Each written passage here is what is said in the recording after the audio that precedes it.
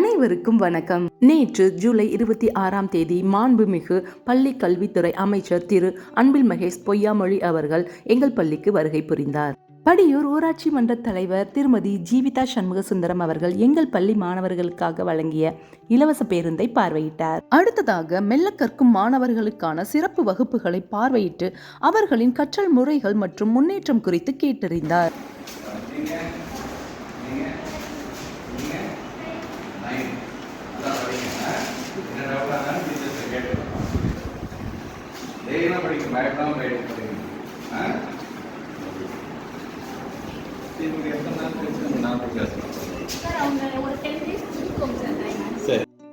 மதியம் உணவு இடைவேளைக்கு பிறகு 1:10 முதல் 1:30 வரை மாணவர்களின் வாசிப்பு திறனை மேம்படுத்துவதற்காக ஒதுக்கப்பட்ட பாட வேளையில் 9ஆம் வகுப்பிற்கு சென்று அங்கிருந்த மாணவர்களில் 2 நூலக புத்தகங்களை வாசித்து காட்டும்படி கூறினார்.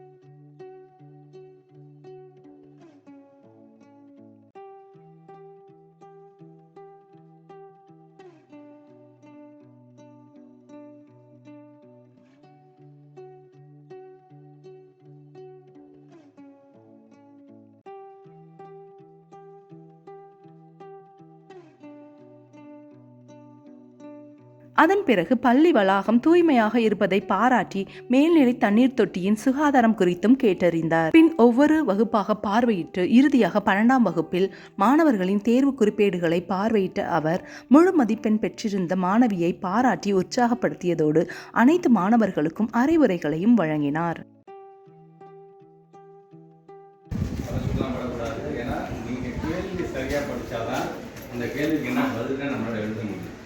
அதனால் படிக்கும்பொழுது மேபி இன்றைக்கி பதஷ்டமாக இருக்கலாம், பட் ஆனால் படிக்கும்பொழுது உங்கள் ஃப்ரெண்ட்ஸோடு படிங்க. தனியாக இருக்கும்போது சத்தம் போட்டு படிக்கிறீங்க. ஏன்னா நீங்கள் சத்தம் போட்டு படிக்க அது உங்கள் காதை நீங்கள் படிக்கிறது உங்கள் காதையோட விட தான் உங்களுக்கு கான்ஃபிடன்ட் வருவீங்க. என்ன படிக்கிறீங்க அப்படின்னு சொன்னால் ஏதோ ஏனதானம் என்னமோ எழுதுறாங்க படிக்கிறோன்னு படிச்சு போடுங்க. ஒவ்வொரு லைனும் நீங்கள் புரிஞ்சால் மட்டும் அடுத்த லைன் இருக்கும். அப்படின்னா பரவாயில்ல, அதே லைனை 3 தான் திருப்பி படிச்சுட்டே இருக்கேன் உங்களுக்கு புரியுற வரைக்கும். அவன் தப்பு கிடையாது. ஒன்ஸ் புரிஞ்சிருச்சு அப்படின்னா காலங்களுக்கும் உங்களால் அதை மறக்கவே முடியாது. நல்லா படிங்க. டவுட்ஸ் எதாக இருந்தாலும் டீச்சர்ஸ்கிட்ட இம்மீடியட்டாக கிளியர் பண்ணிக்கோங்க. நாளைக்கு கேட்டுக்கலாம் அப்படி எக்ஸாம் முதல் நாள் உட்காந்துட்டு ஃப்ரெண்ட்ஸோட உட்காந்து எனக்கு புரியாதா அப்படின்னு கேட்டுக்கிறத காட்டிலும் நம்மளுடைய டவுட்ஸை கிளியர் பண்ணுறதுனா டீச்சர்ஸ். அதனால் கையை வசதி கேட்குறது ஒன்றும் தப்பே கிடையாது. அதனால் வெக்கமே படக்கூடாது. இங்கே வெக்கப்பட்டு கூச்சப்பட்டுக்கிட்டு நம்ம இவங்களுக்கு முன்னாடிலாம் கேட்கணுமா, இது கூட எனக்கு உனக்கு தெரியாதடா, இவ்வளோ நாள் கிளாஸுக்கு வரையும் டீச்சர்ஸ் நம்ம திட்டிடுவாங்க தயவுசெய்து நினைக்காதீங்க. உங்கள் டவுட்ஸை கிளியர் பண்ணுறது தான் அவங்க வராங்க. அதுக்கான இடம் தான் பள்ளிக்கூடம். அதனால் வெக்கப்படாமல் இங்கே நீங்கள் கை தூக்கி உங்களோட டவுட்ஸை நீங்கள் கேட்டுட்டீங்க அப்படின்னா 60 வயசு 70 வயசு போகும்போதெல்லாம் உங்களோட வாழ்க்கை மாறிடும். இங்கேயே நீங்கள் கை தூக்கத்துக்கு வெக்கப்பட்டுட்டு கூச்சப்பட்டுட்டு இருந்தீங்கன்னா கடைசி வரைக்கும் நம்ம இப்படியே இருக்க மாதிரி ஆகிடும். அதனால் நல்லா தெரிஞ்சு படிங்க, புரிஞ்சு படிங்க. மார்க் முக்கியம்தான் இல்லைன்னு சொல்ல, அதை காட்டுக்கு நல்ல பிள்ளைன்னு பேர் எடுக்கணும்.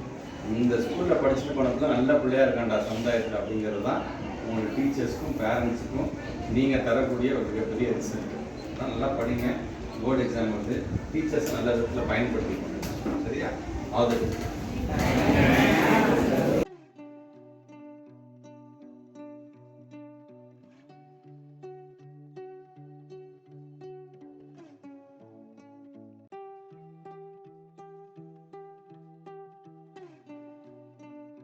பின்னர் தலைமை ஆசிரியரிடம் பள்ளியின் சென்ற ஆண்டு தேர்ச்சி சதவீதம் பற்றியும் கேட்டறிந்தார்.